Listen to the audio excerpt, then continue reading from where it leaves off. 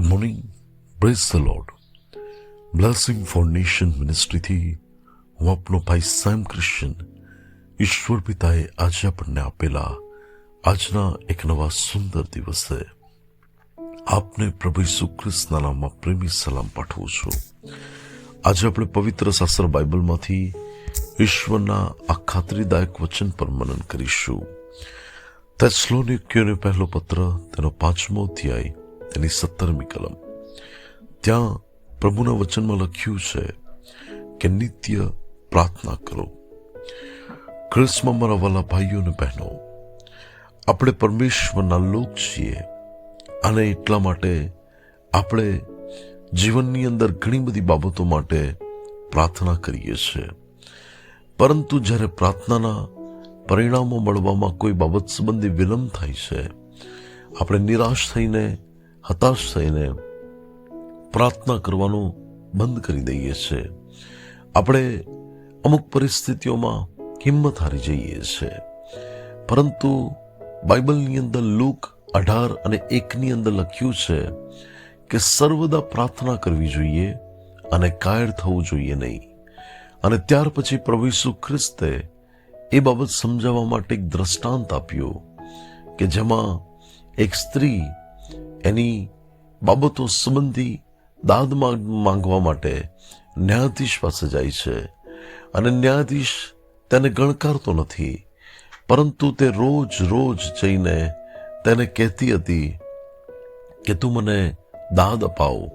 અને ન્યાયાધીશે આખરે એવું કહ્યું કે આ વ્યક્તિ રોજ આવીને મને થકવી નાખે છે, તો એ બાબતો થાય એના માટે હું તેને ચોક્કસ દાદ અપાવીશ.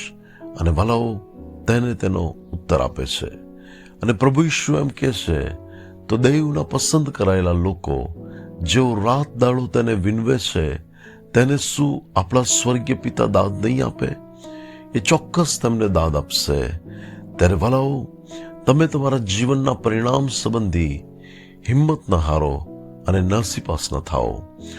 પ્રભુમાં હું એક બહેનને ઓળખું છું કે જેમણે 7 વર્ષ સુધી ધીરજ રાખીને પ્રાર્થના કરી અને ઈશ્વરે તેમને બહુ ઉત્તમ અને શ્રેષ્ઠ નોકરી આપીને તેમને આશીર્વાદિત કર્યા. હું તમને અમારા ચર્ચ બિલ્ડિંગ પ્રોજેક્ટની વાત કરું તો આ ચર્ચ બિલ્ડિંગ પ્રોજેક્ટની જે બાબતો હતી એ અમારા માટે એક એવો વિષય હતો કે જે અમારા સામર્થ્ય વડે અસંભવ હતો.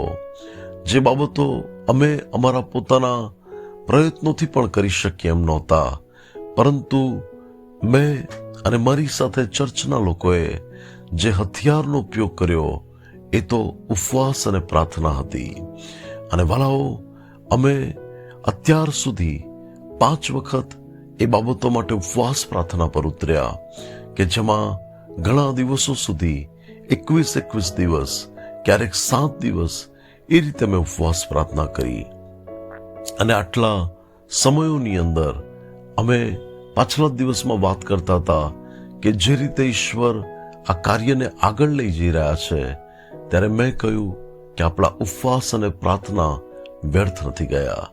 ઈશ્વરની આગળ હૃદય રેડીને આપણે જે પ્રાર્થના કરી છે એના આપણે પરિણામો જોવાના છે. અને અત્યારે પણ એના કામોને આપણે પ્રત્યક્ષ રીતે નિહાળી શકીએ છીએ. ત્યારે ભલાઓ, હું આપને કહેવા માંગુ છું કે તમારા જીવનની અંદર તમે જે બાબતોને નથી તમારા પ્રયત્નોથી મેળવી શકતા, તમારા જીવનની અંદર જે બાબત તમારા માટે અશક્ય છે, પરંતુ બાઇબલ એમ કહે છે કે ઈશ્વરને સઘળું શક્ય છે. પણ આપણે એ બાબત સંબંધી પ્રભુ આગળ પ્રાર્થના કરવાની છે. કોઈના બદલાણ માટે જો તમે પ્રાર્થના સતત કરી રહ્યા છો તો ચોક્કસ તે જીવન બદલાશે.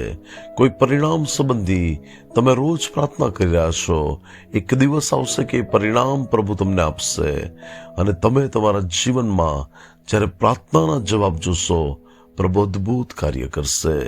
હાન્ના નામની સ્ત્રી કે જેણે પ્રભુના મંદિરમાં જઈને આંસુઓ સાથે પ્રાર્થના કરી, અને આપણે જાણીએ છીએ કે બાઇબલ એવું કહે છે કે પ્રભુએ તેને યાદ કરી અને પરમેશ્વરે તેને સંતાન નહીં પણ સંતાનોનો આશીર્વાદ આપ્યો. એ જ ઈશ્વર તમે માંગો છો, તમે કલ્પો છો, એના કરતાં વિશેષ તમને આપશે અને તમારા હકમાં અદ્ભુત કરશે. પ્રભુ આજના પવિત્ર વચન દ્વારા આપને આશીર્વાદિત કરે. આવો પ્રાર્થના કરીએ. સ્વર્ગમાં અમારા પ્રેમાળ પિતા, આજના પવિત્ર વચન માટે તમારો આભાર. ઈસુ ખ્રિસ્તના નામમાં મારી પ્રાર્થના છે કે લોર્ડ, તમે તમારા બાળકોની પ્રાર્થનાના હા ને આમીનમાં જવાબ આપો. એમના જીવનની અંદર પ્રભુ જે બાબત સંબંધી તેઓ પ્રાર્થના કરી રહ્યા છે, એ પ્રાર્થનાનો તેમને અદ્ભુત રીતે ઉત્તર મળે અને તેઓ આશીર્વાદિત થાય તેવું થવા દો. પ્રભુ ઈશુના નામે માંગીએ છીએ. Amen. May God bless you. Have a blessed day.